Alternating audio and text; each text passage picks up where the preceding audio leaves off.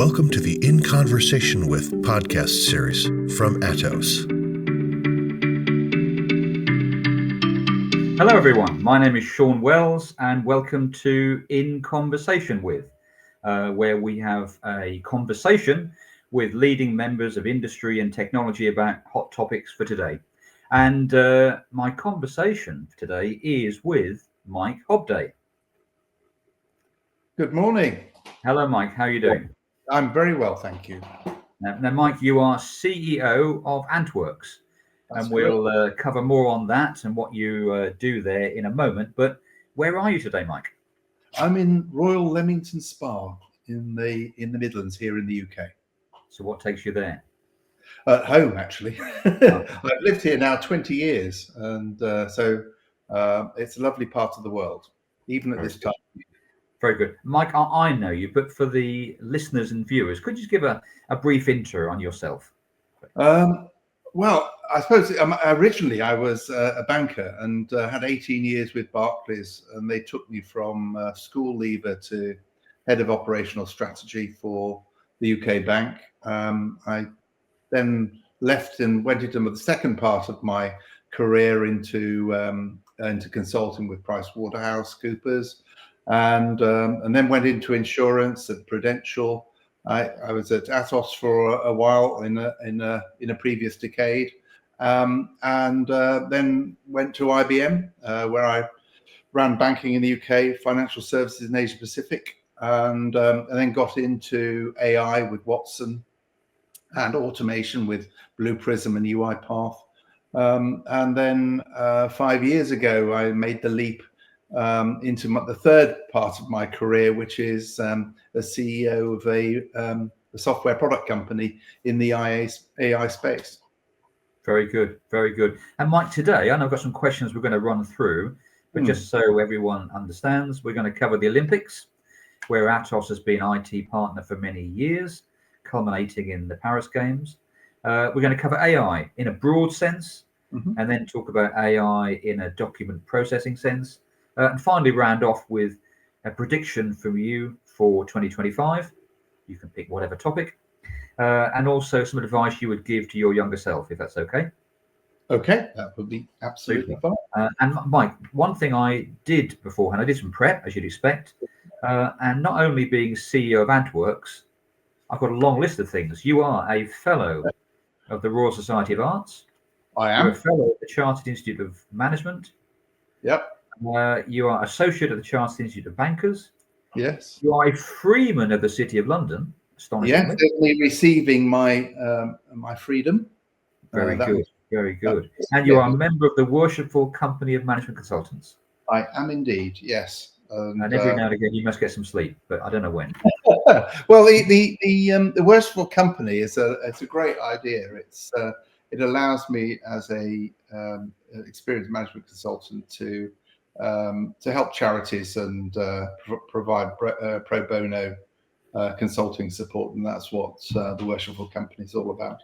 That's excellent. And being a freeman of the City of London, I always associate with driving sheep over, is it Tower Bridge or London Bridge? It's not Tower Bridge, it's London Bridge, but it also has the advantage, if I were to conspire against the king, that I would be hung with a silk noose rather than a hemp noose, which apparently makes it all rather quicker.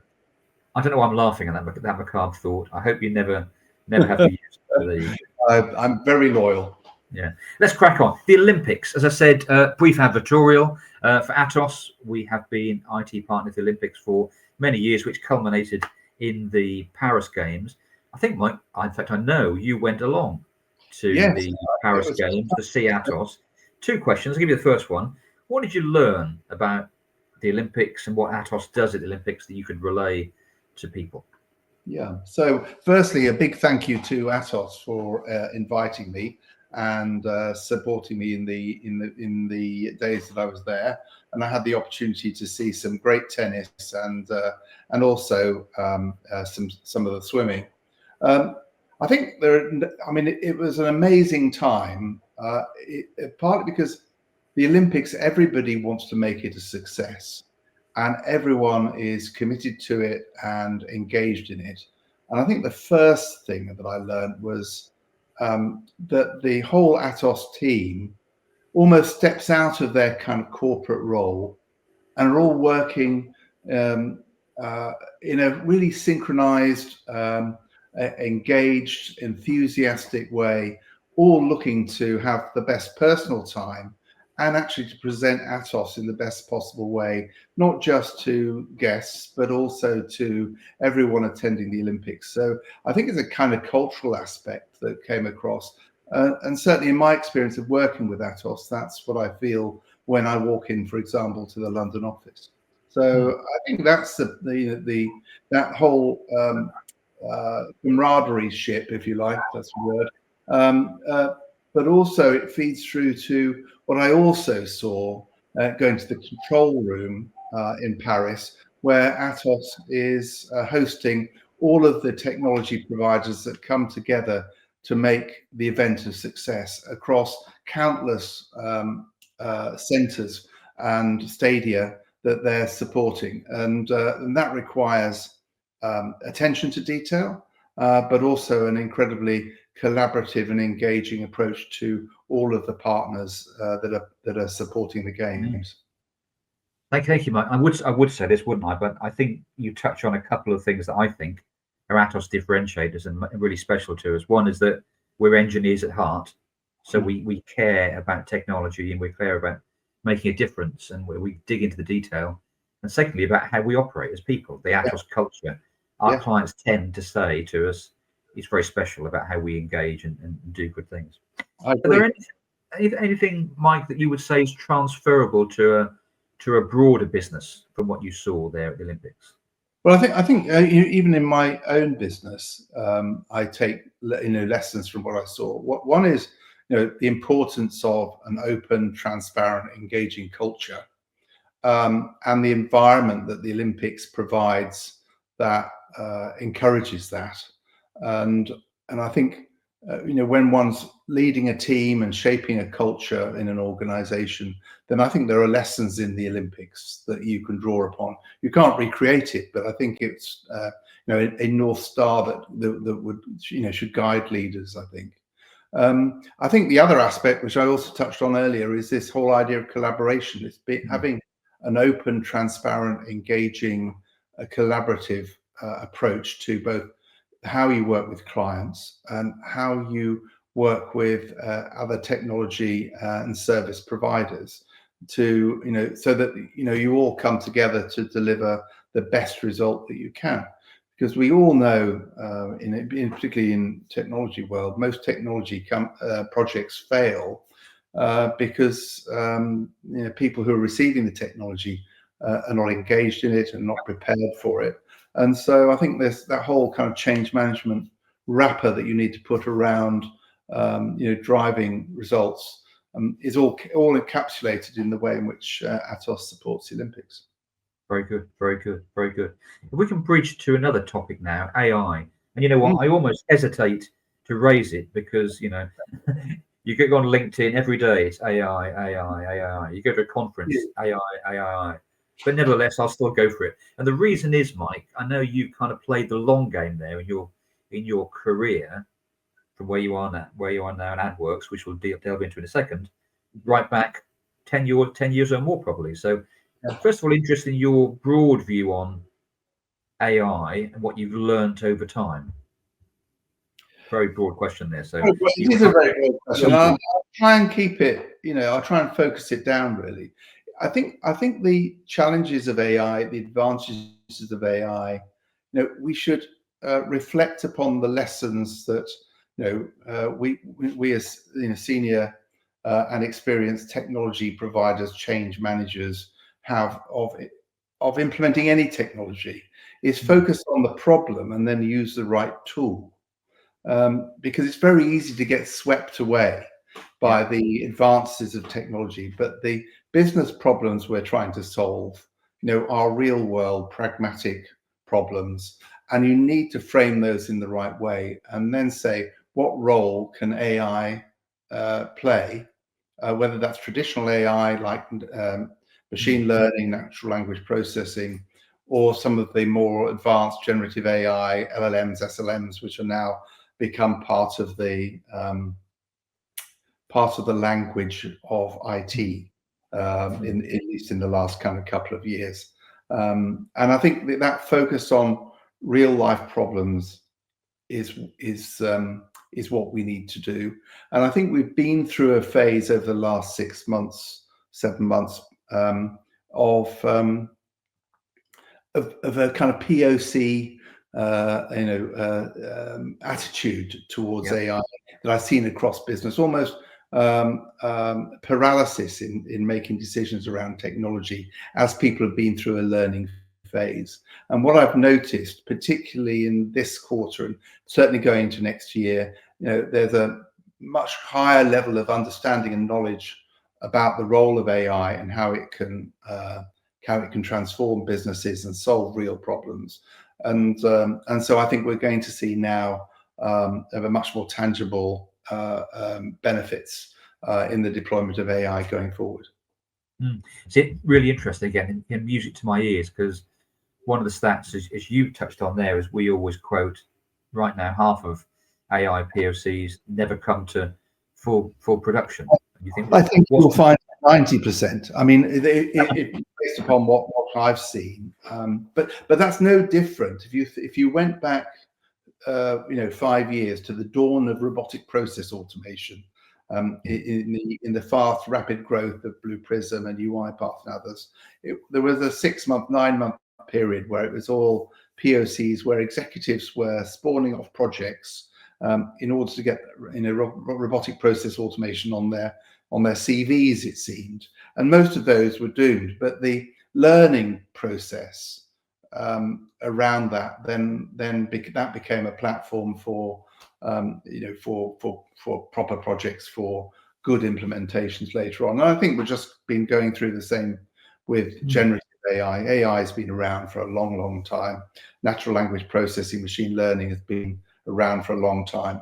And I think that now with a broader tooling and rapid improvement and extension of AI capabilities, we are going to see significant change.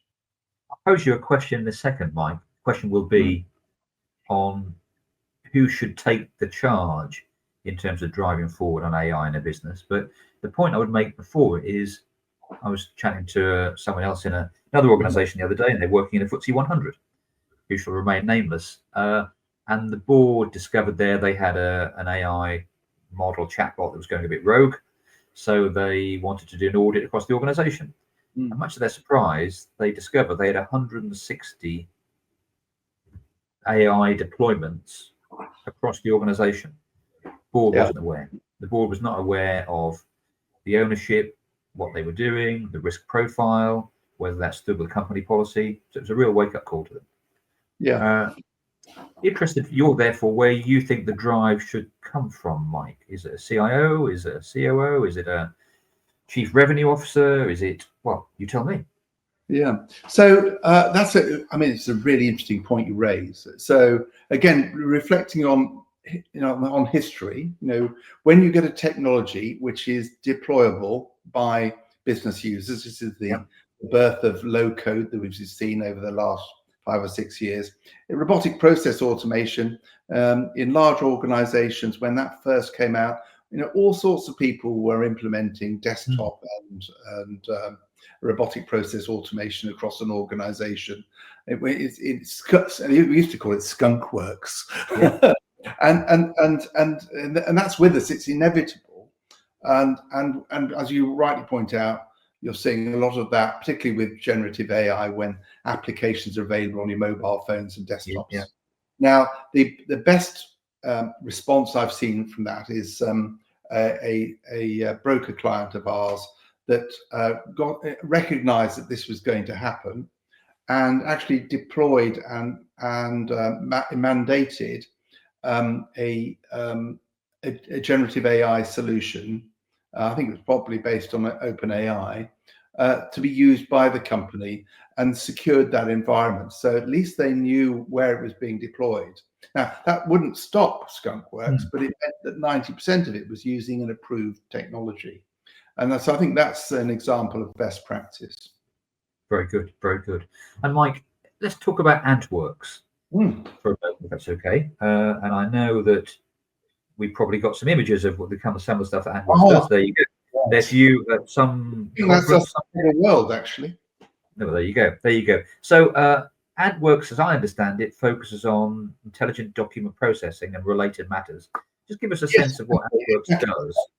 Intelligent document processing as a phrase is becoming a bit things are moving on a bit, but what we now provide as part of our IDP solution is a platform which provides a broad range of AI and business rule technologies, tools, whether that's natural language processing, machine learning, generative AI, access to LLMs and SLMs.